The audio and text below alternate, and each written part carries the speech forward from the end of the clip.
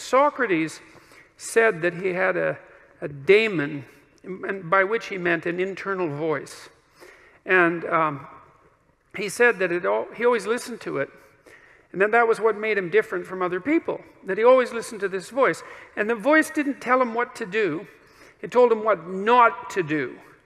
And when the Delphic oracle proclaimed that Socrates was the wisest man in Greece, in Athens and in Greece, one of the reasons Socrates attributed her decision to deem him the wisest man was because, well, she said he knew nothing, but he knew in part that he knew nothing, at least in part because he was always listening to the voice of his daemon, his internal conscience. And then I just found out the other day that the word democracy comes from the same root, which is really interesting.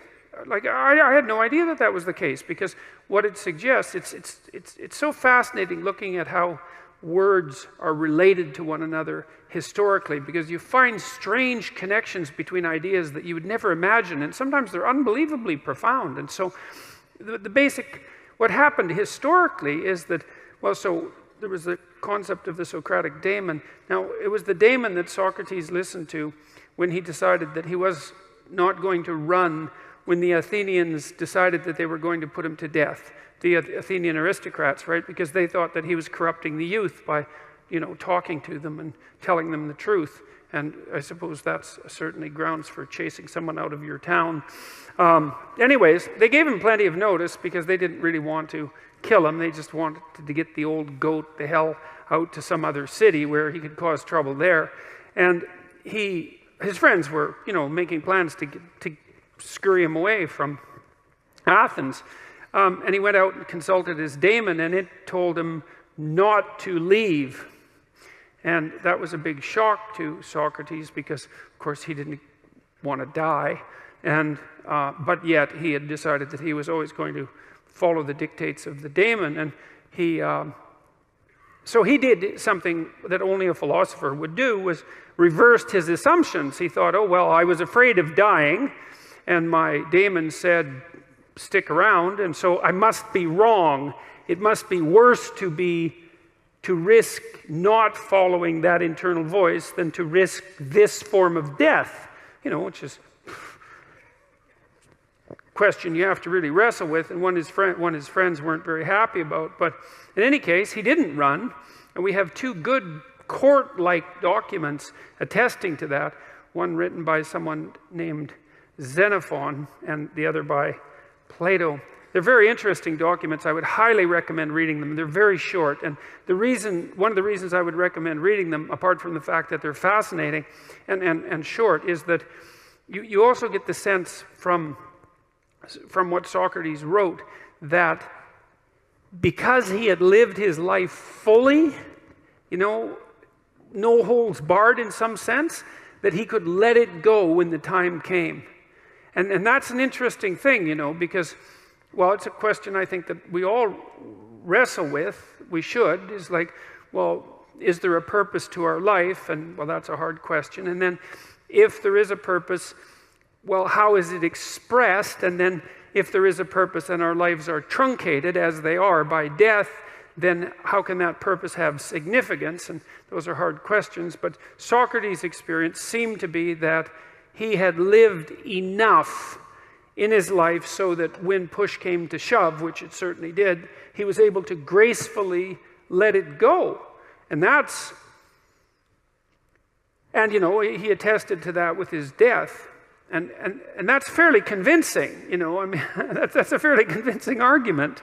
And it's one that I find, well, it's hard to tell if I find it exactly credible, but I don't find it incredible. I mean, I certainly have noticed that as I've got older and have done things, what would you say, accomplished isn't exactly the right word. I've participated in many things that I'm pleased to have participated in them, but wouldn't necessarily go back and participate in them again. It's sort of as if when you do something and you finish it, it's as if it's done. You don't have to do it again. And maybe it's possible, who knows, that if you finish your life, whatever that might mean. If you exhaust your life, then that's enough life, that you've had enough.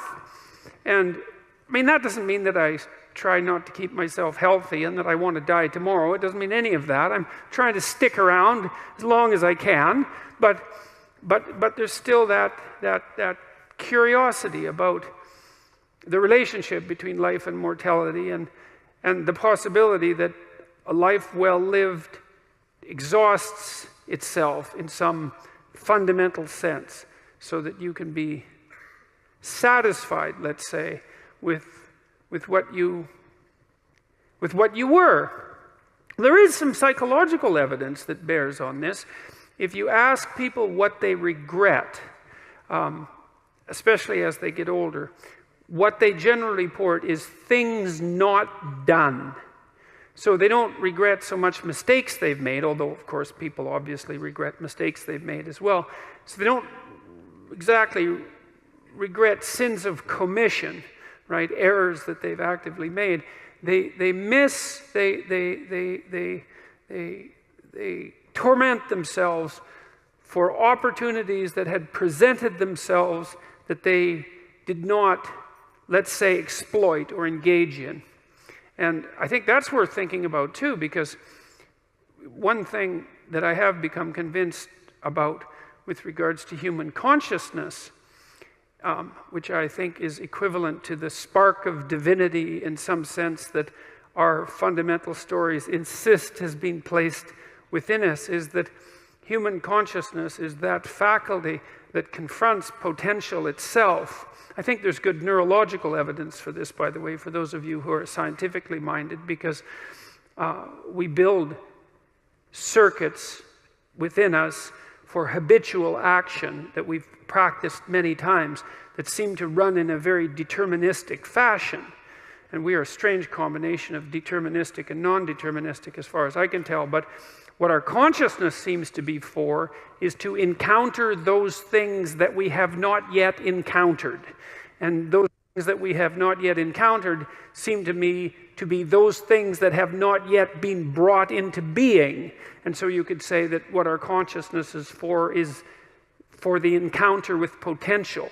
That our consciousness is it's not for the past, it's not even for the present. It's to transform the future into the present. And really that's what our consciousness does. When you wake up in the morning, you have a new day ahead of you, and the day could take you in very many directions. And the weeks and the years, all of that can take you in very many directions. And you have some apprehension about what those directions might be.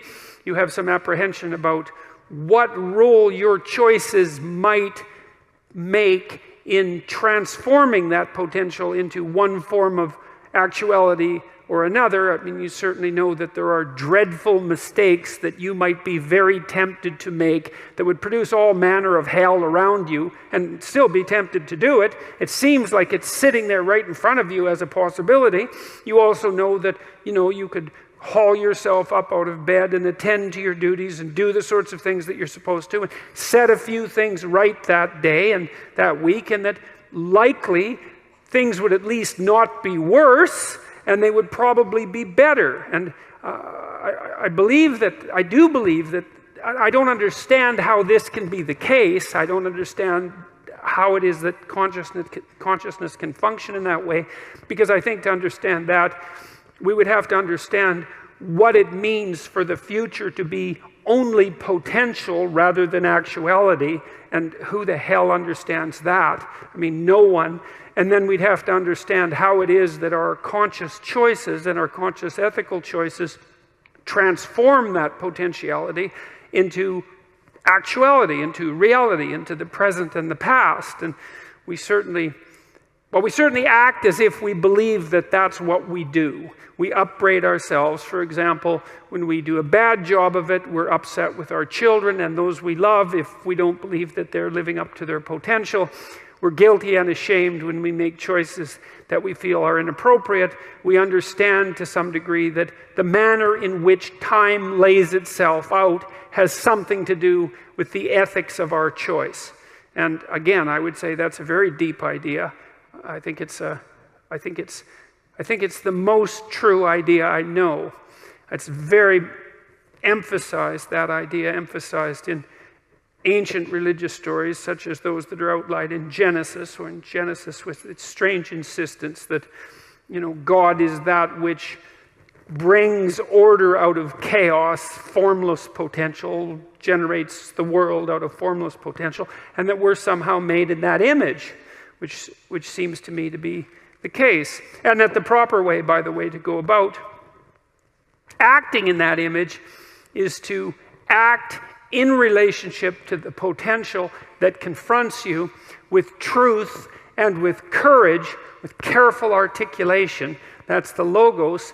And that if you do that, then what you bring forth is good.